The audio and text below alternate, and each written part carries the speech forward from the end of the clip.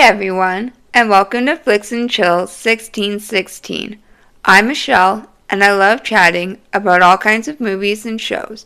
From cozy favorites to binge-worthy picks, each week we dive into a new title, share my thoughts, and have a little fun along the way. Today we're doing something a little different with the very first edition of What's Coming Up, where we'll be taking a look at the Hallmark June 2026 lineup. I'll be going through the movies airing this month, sharing a quick look at each one. So grab a drink, get comfy, and let's jump right in. Before we jump into the movies, just a quick note. This is the US Hallmark schedule for June 2026. Since I'm in Canada and watch Hallmark through the W Network, we don't always know right away which movies will be included in the Canadian lineup or when they'll be airing here. Overall, my first impression of the Hallmark June lineup are that it feels very summer-focused and travel-heavy. There's a nice mix of settings this month from Greece, Texas, Chicago, and even a more heartfelt beachy story with a sandcastle competition. It really feels like Hallmark is leaning into that summer escape energy. Overall, it feels like a pretty balanced month, and I'm actually curious to see how a few of these movies turn out once they air. So with that said, let's start taking a closer look at each of the movies in the June lineup, beginning with the first premiere this month. On Saturday the 6th, we have The Greek Isle. Georgia travels to the Greek island of Corfu to finalize an inheritance. She unexpectedly discovers that marrying her handsome co-inheritor is the only way to meet the requirements. This movie stars Nikki DeLoach and Apostolos Tosikas.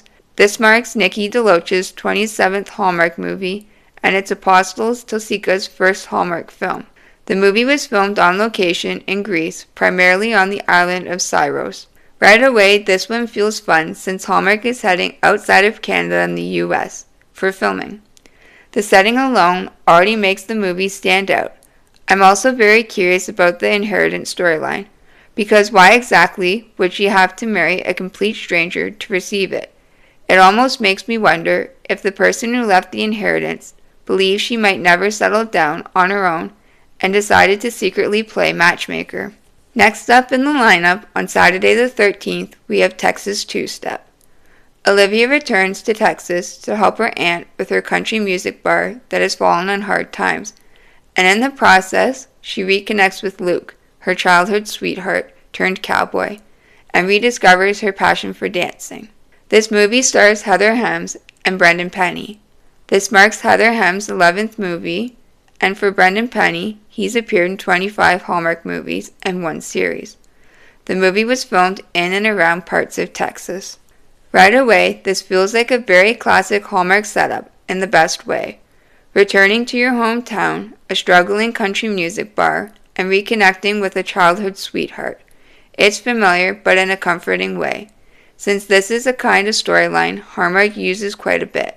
I also like that the title fits the story so well. The Two-Step ties nicely into the country music bar setting, so it feels very on theme and connects to the world of the movie. Next up, on Saturday the 20th, we have The Love Heist.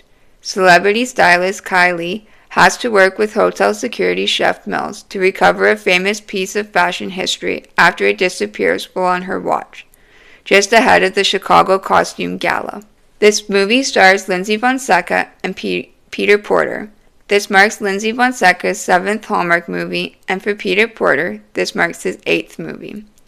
His last appearance on the network was Notes of Autumn, which aired in 2023, so it's been a while since we've seen him on Hallmark. This movie was filmed throughout the city of Philadelphia. Right away, I got the sense this one will lean into a bit of a mystery vibe, even if it's not a full Hallmark mystery movie. It also has that classic pairing of two very different people coming together, this time a stylist and a hotel security chef working together to solve the case. Last up, on Saturday the 27th, we have A Castle of Our Own.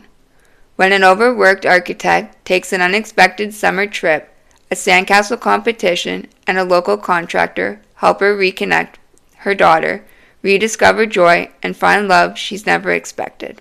This movie stars Erica, Sarah, and Brennan Elliott. This marks Erica's 4th Hallmark movie, and the last time we saw her was in Hallmark's Miracles of Christmas film, A Dance in the Snow, which aired in 2024. Brendan Elliott has appeared in 27 Hallmark movies and one series. This marks his return to Hallmark after a break. His last appearance on the network was His and Hers, also in 2024. So it's been a little while since we've seen him in a Hallmark project, and it's nice to have him back. Right away, this feels very summery and a bit different from the usual Hallmark setup. I don't think we've really had a sandcastle competition as a central part of the story before. So it's definitely a standout. I'm curious to see how the element actually fits into the movie. Before I wrap up today's episode, I just wanted to mention that while I do have more content in the works behind the scenes, I'm still figuring out my full podcast schedule. For now, the What's Coming Up episodes may be the main content you see while I continue getting everything ready.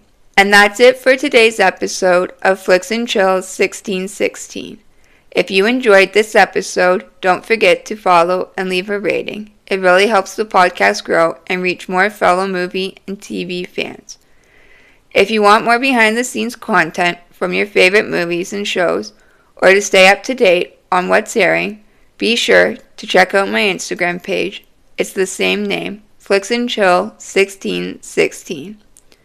I'd love to hear your thoughts on today's episode, so feel free to reach out and let me know what you'd like me to cover next.